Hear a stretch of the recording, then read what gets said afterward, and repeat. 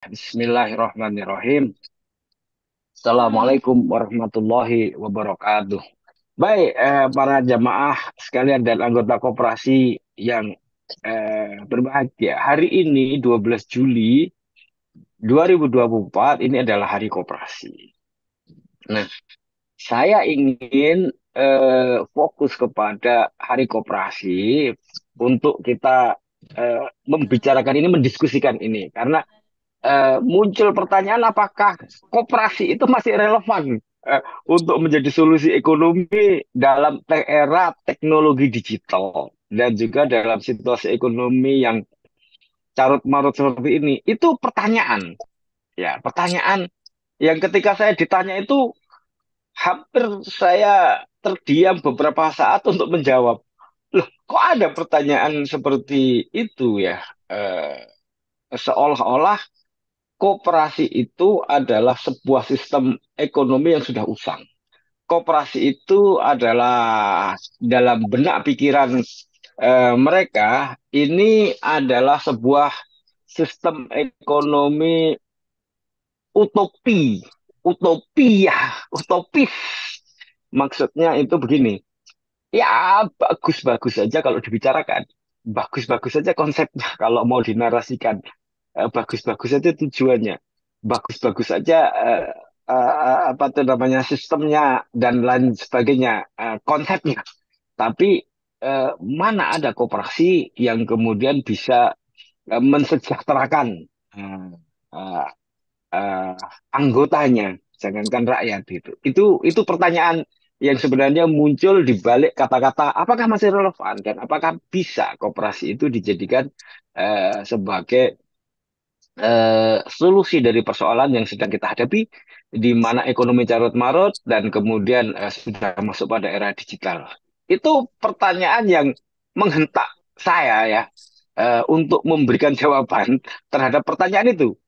Ya, saya kira kita paham ya, Hari Koperasi hari ini banyak saya lihat para tokoh-tokoh itu menulis tentang koperasi eh, dengan berbagai macam kritik dan saran membangun yang saya kira muncul satu optimisme menurut saya ya, muncul satu optimisme.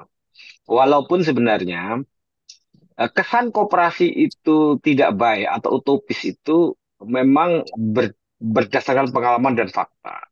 Tapi sebenarnya pengalaman dan fakta itu ada beberapa hal yang ingin saya sampaikan. Satu, bahwa koperasi itu sering disalahgunakan itu iya.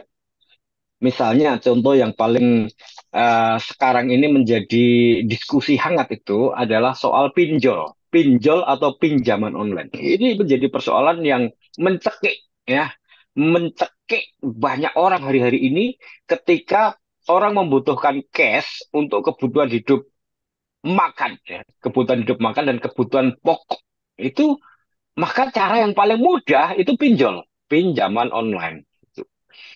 Maka banyak sekali cara orang bisa mendapatkan pinjaman online itu dengan mudah. Lalu kemudian eh, pinjaman online itu menjadi satu solusi bagi pemenuhan kebutuhan mendesak. Nah, tapi pinjaman online itu kan sebenarnya sebuah lembaga yang disebut sebagai lembaga finance yang ketika dia beroperasi itu memerlukan izin-izin khusus dan pengawasan khusus dari OJK dan BI kan gitu. Nah, tetapi lalu ada cara paling mudah untuk membentuk sebuah lembaga finance itu namanya koperasi. Koperasinya disebut sebagai koperasi simpan pinjam. Nah, bahkan ada banyak pinjol itu menggunakan koperasi yang kelembagaannya saja itu secara badan hukum nggak ada, dia cuma menyebut koperasi. Kenapa? Karena kemudian dia bisa segera beroperasi, memberikan pinjaman kepada orang-orang yang kemudian dengan lifestyle gaya hidup dan bahan kebutuhan yang dia butuhkan itu kemudian dia melakukan itu, dan pinjol itu sekarang menjadi persoalan karena itu mencekik eh, kalangan bawah. Ada banyak sekali orang yang terjerat pinjol bahkan sampai bunuh diri, gantung diri. Itu banyak ya, dan lalu kemudian karena karena kebutuhannya tinggi, ya, maka kemudian muncul lembaga-lembaga yang kemudian memanfaatkan ini. Dan karena kemudian kelembagaan lembaga finance itu tidak mudah izinnya, lalu dialah bikin koperasi dengan koperasi simpan pinjam. Nah, ketika kemudian pinjol yang berpraktek mencekik itu eh, membuat masalah, kooperasilah yang kemudian mendapatkan apa itu namanya getahnya. Lalu kooperasi itu menjadi buruk. Nah, padahal itu kelakuan dari mereka-mereka yang memanfaatkan situasi.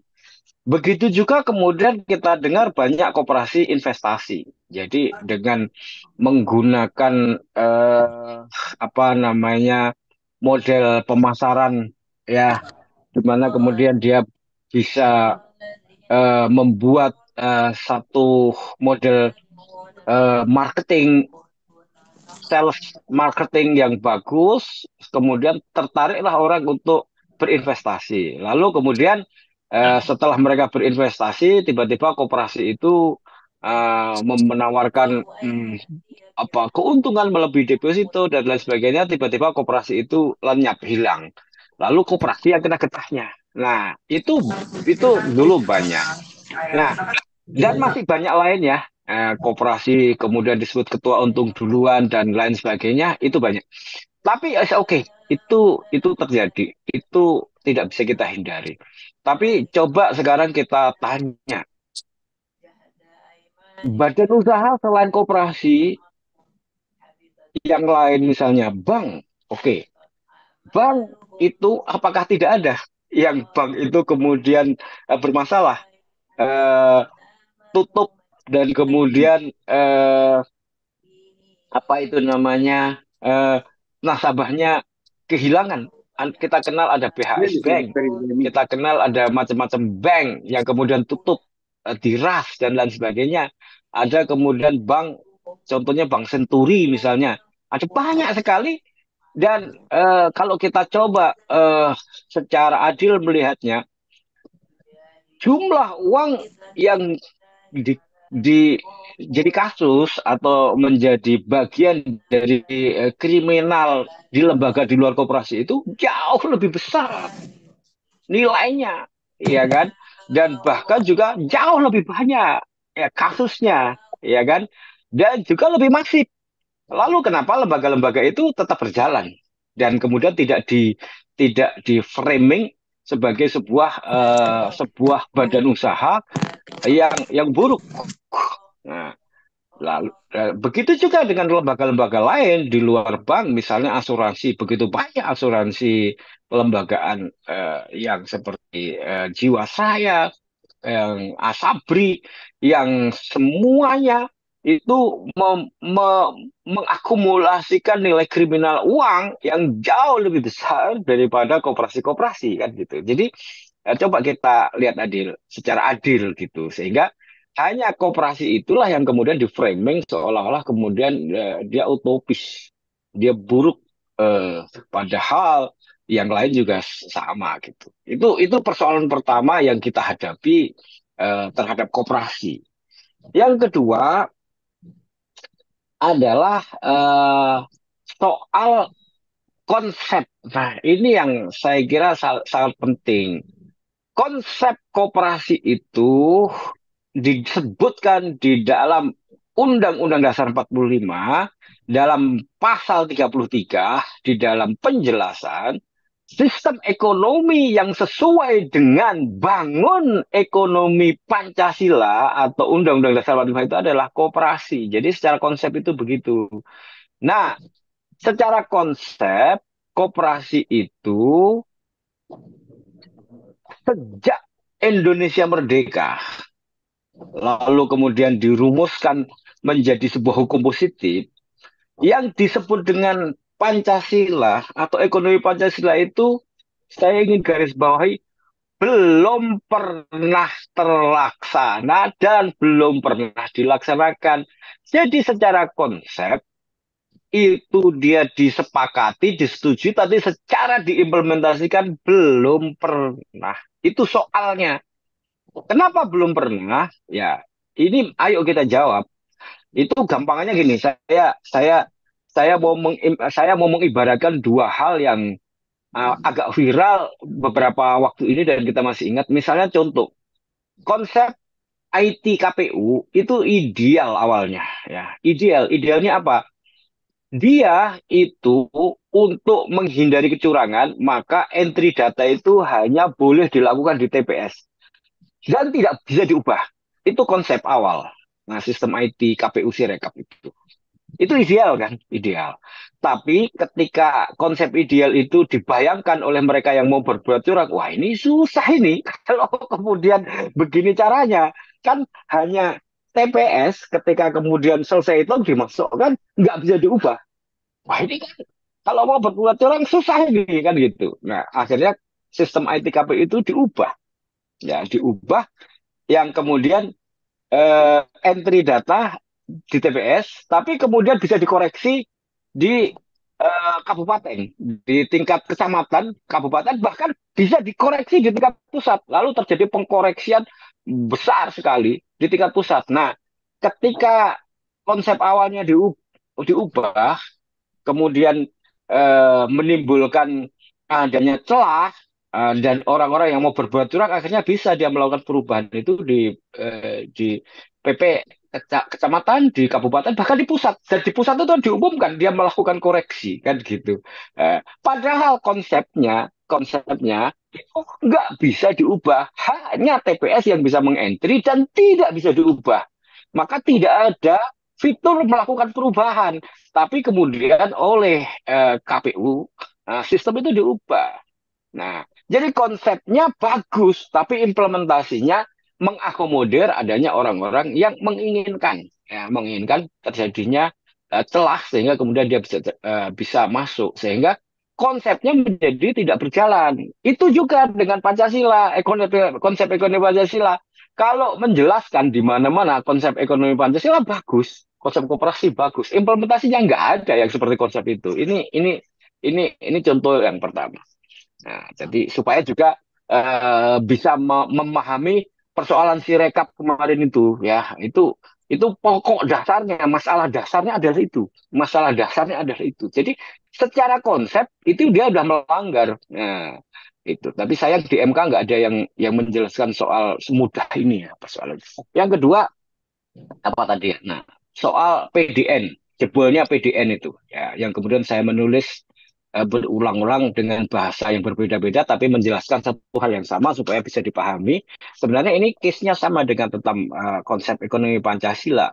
Konsepnya bagus, tapi kemudian implementasinya tidak sama dengan konsep. PDN atau Pusat Data Nasional itu adalah matra digital, konsepnya bagus. Apa konsepnya?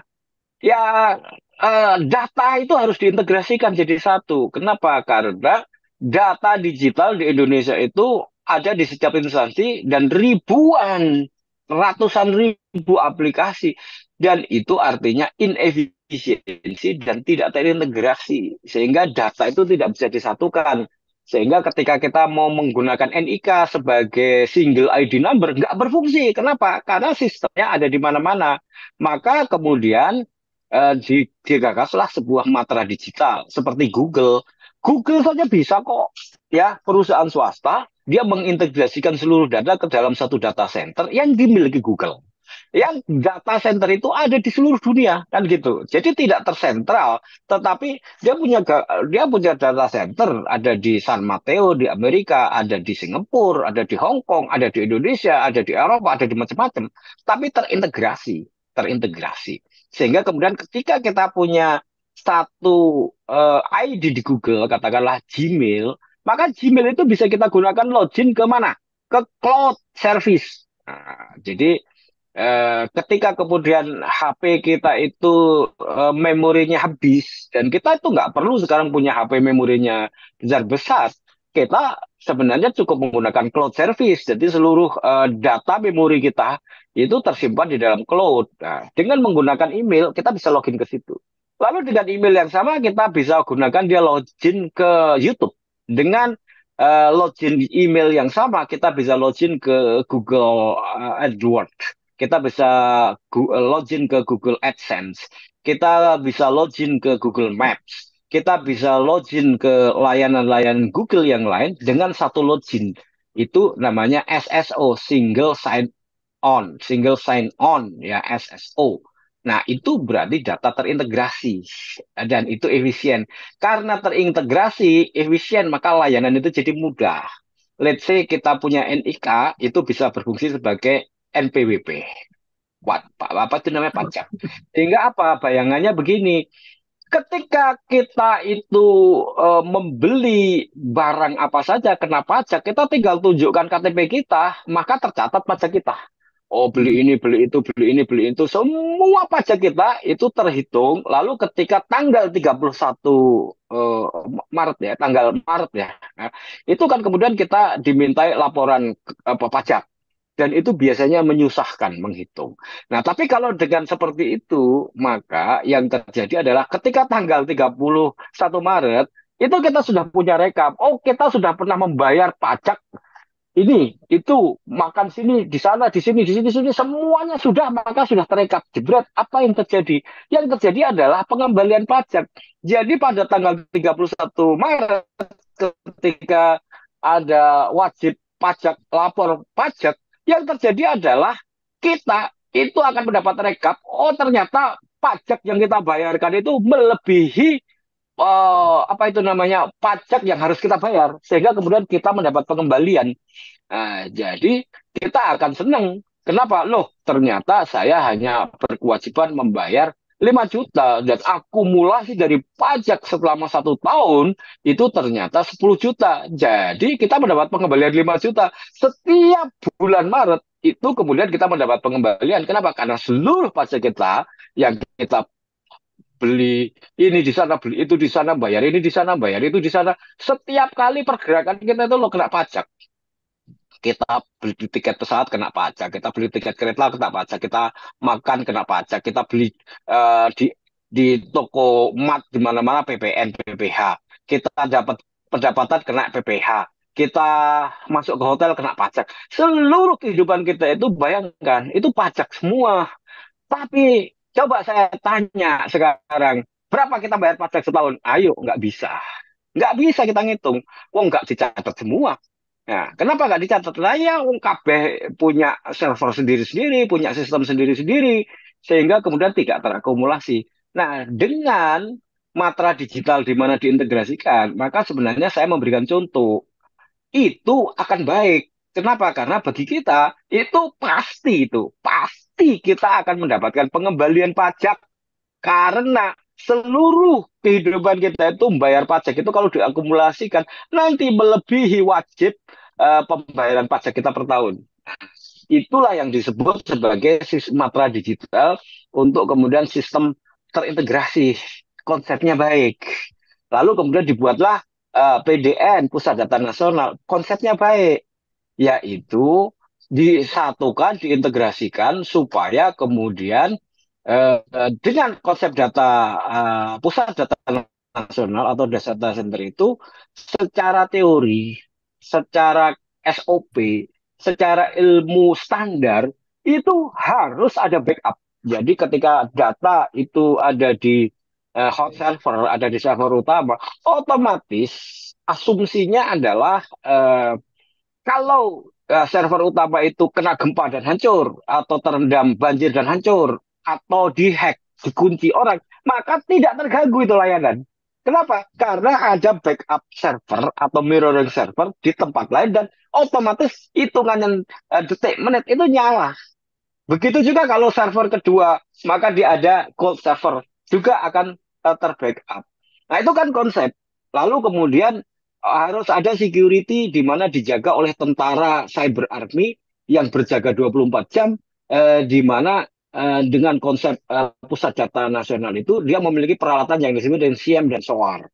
SIEM dan SOAR itu seperti radar kalau di pesawat kalau kita kenal gitu kan. Sehingga kalau ada gangguan yang sudah mulai datang itu udah kepantau dari jauh. Oh itu kan gitu. Nah, SIEM itu memantau. Lalu ketika serangan itu datang, SIEM itu mencatat. Lalu kemudian dia mengaktifkan namanya SOAR. SOAR itu Security Orchestration automatic respon. Otomatis kemudian segera dihadang, dihalau.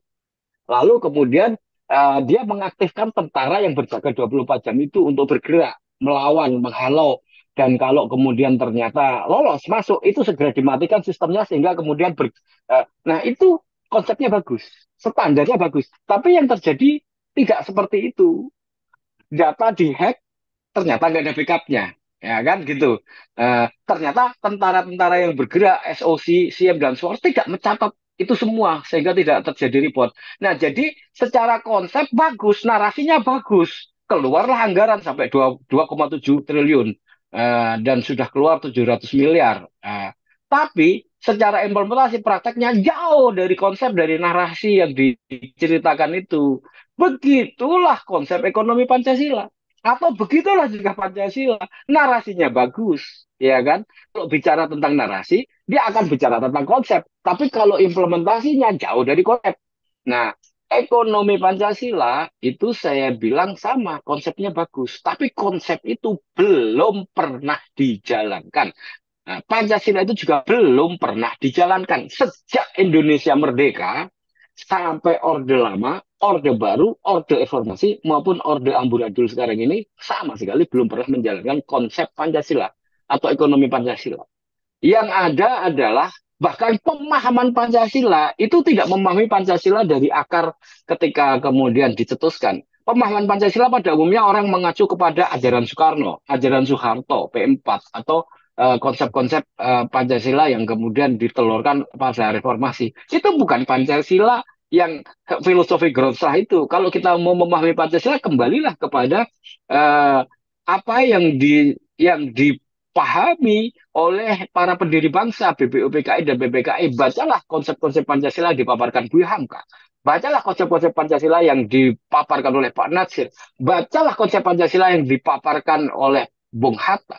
Bacalah kemudian negara preambul yang berisi catatan-catatan perdebatan gitu. Nah, tapi kebanyakan orang ya memahami Pancasila itu ajaran Soekarno. Apa yang terjadi di era Orde Lama, ada Nasakom, atau era Orde Baru yang semuanya itu adalah bentuk penyelewengan dari konsep Pancasila. Nah, saya kira sekarang ini kita harus kembali kepada konsep akar ya sejarah filosofi Grosslah Pancasila itu ketika kita sudah berada dalam situasi di mana kapitalisme itu sudah secara brutal diterapkan sehingga kemudian merusak pasar kita, terjadi predatory pricing, predator-predator price atau perusahaan-perusahaan predator yang merusak harga itu difasilitasi oleh negara. Contohnya, udah secara jelas saja kita sebut startup-startup digital yang disebut dengan unicorn, dekakorn yang dibangga-banggakan itu. Itu predator, ya predator price, predatory pricing. Apa itu predatory pricing? Dia menjual di bawah harga pokok produksi, bukan hanya di bawah harga pasar. Untuk apa? Untuk mematikan kompetitor. Itulah makanya jawabannya kenapa tekstil kita mati, kenapa pusat-pusat pusat industri kita tuh mati. Itu kenapa sekarang apa tuh namanya usaha-usaha ekonomi rakyat pada mati, pada gulung tikar. Ya, dia harus menghadapi sebuah kapitalisme dengan nilai puluhan ratusan triliun yang kemudian menjual barang di bawah harga pasar, dilindungi negara, dilaksanakan negara, dan dibiayai oleh negara, dilindungi, difasilitasi oleh negara. Itu saya sebut negara itu sudah bertabrakan melawan filosofi Grosslah. Dan akibatnya sekarang kita tercekik, ya, tercekik oleh situasi itu, ya, yang difasilitasi oleh negara. Ya, hari koperasi harus mengingatkan kita kembali kepada akar persoalan, bahwa kita harus kembali kepada akar filosofi Groundslah yang konsepnya bagus, tapi hanya bagus di bibir, hanya bagus di narasi, tidak pernah dijalankan. Seperti si rekap KPU kalau dinarasikan bagus semua, tapi implementasinya buatlah celah-celah. Begitu juga PDN kalau mau pakai narasi, narasinya bagus semua, tapi implementasinya nol. Kan gitu. Begitu juga koperasi atau ekonomi Pancasila. Konsepnya bagus kalau diomongkan, kalau ditulis, kalau dipidatokan. Tapi implementasinya nol. Itu dia. Saya kira ini ya, saya kira apa itu namanya pengantar diskusi kita supaya kemudian kita bisa berdiskusi lebih panjang. Nah, hari koperasi saatnya kita bangkit, hari koperasi saatnya kita konsolidasi, hari koperasi saatnya kita melihat semua itu sudah terjadi di depan mata kita, ya kan? Kesadaran sudah ada. Nah, sekarang kesadaran itu harus dibangun menjadi sebuah implementasi, kan gitu. Secara jelas ya kita mau katakan, oke, kalau negara tidak bisa mengimplementasikan konsep itu karena negara ini sudah dibajak ya, oleh oligarki, dikendalikan oleh oligarki dan tidak lagi dia menjalankan amanah sebagaimana pembukaan Undang-Undang Dasar 45 di mana dibentuklah satu pemerintah negara Indonesia untuk melindungi segenap bangsa Indonesia, mencerdaskan, mensejahterakan, ikut menjaga ketertiban dunia itu udah nggak dijalankan karena sudah dikendalikan oleh oligarki itu ya sekarang kita tidak bisa berharap kepada aktor negara, kita sekarang hanya berharap kepada kesatuan hati, ikatan sosial, dan juga kebersamaan kita. Kita harus belajar mulai berimplementasi dengan konsep itu. Kalau negara juga cuma omong-omong doan, lah kita juga kemudian omong-omong doan bahkan saling antara kita tidak bisa bersinergi, ya lengkaplah sudah penderitaan kita kalau begitu kan gitu. Konsepnya bagus, ininya bagus, ya, tapi implementasinya itu yang harus kita pikirin. Nah, saya pikir saya termasuk orang yang optimis bahwa dengan situasi seperti ini justru menjadi peluang buat kita untuk mengimplementasikan konsep-konsep yang tidak terlaksana dan belum telah terlaksana itu.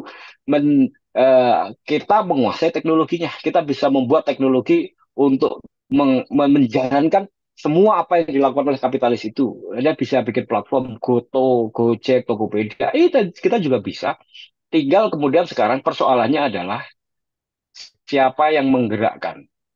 Kalau platform digital yang startup digital Goto, Gojek dan lain sebagainya itu penggeraknya adalah uang.